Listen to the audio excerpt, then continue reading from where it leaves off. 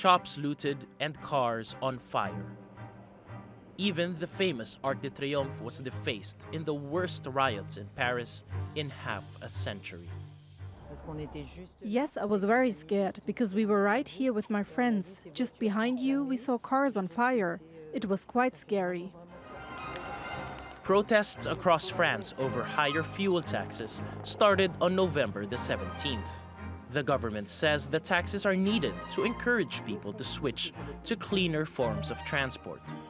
Now, the demonstrations have transformed into a broader display of anger against income inequality. Work must pay, and we can't take away with one hand what we're giving to those who are working with our other hand. And therefore, as a consequence, we have to speed up our tax cut plans. But for this, we must speed up public spending cuts. And we're determined to commit ourselves in doing so. 2 days after the riots, ambulance crews blocked parts of central Paris. They're protesting against a new law that they say will make it harder for smaller companies to compete against bigger ones. These articles will completely stop us from working. They will bludgeon us financially and destroy our companies.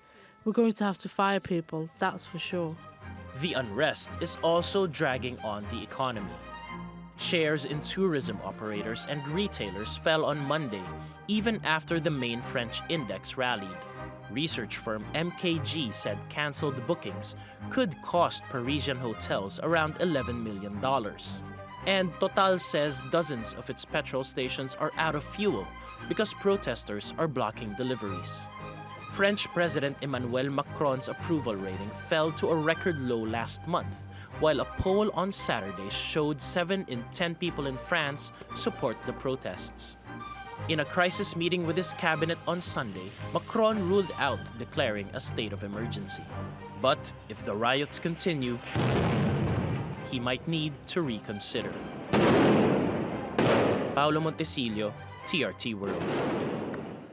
Well, let's take you live now to Paris and TRT World's editor-at-large, Craig Copetas. Craig, these protests are about tax on fuel, aren't they? But someone really is going to have to back down on this. Yeah, well, Macron is going to have to back down, but it's hard to see how he can. Look, this year they raised the tax on diesel 23%. Then they put a hydrocarbon tax on top of that with 7.6 cents a liter. On January 1st, just to get this straight, Jamie, there's going to be an increase of 6.5 cents on diesel and about 3 cents on gas. And that is what lit the fuse. And as that survey pointed out,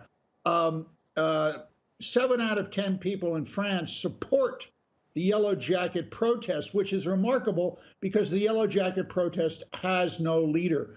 Call this the age of contempt. It certainly isn't the age of enlightenment. About an hour ago, another poll came out of Macron's supporters, 80% of whom said they'd like to see the president of France call in the army to put down these protests. This is about the future economic and social direction of France also, isn't it? And its generous way of life. Yeah. Well, according to an individual I spoke with this morning at the Elysee Palace, the Macron government is hoping that these demonstrations will peter out like the Occupy Wall Street demos did a number of years ago. But it's also very clear that 3 decades of death by 1,000 cuts to the social contract is starting to bleed this country, bleed this country dry. And what's significant here is also the history. The last time we've seen anything like this was during the reign of King Louis Philippe in 1830, the last king of France, who, like Macron, was also a banker. And his government's policy was enrichissez-vous, make yourself rich. And that's what we're hearing from the protesters, that Macron is out of touch. He continues with the French imperium, and he is and his unilateral raising of these fuel taxes while ridding the state of the wealth tax is only destined to cause more protests and more contempt.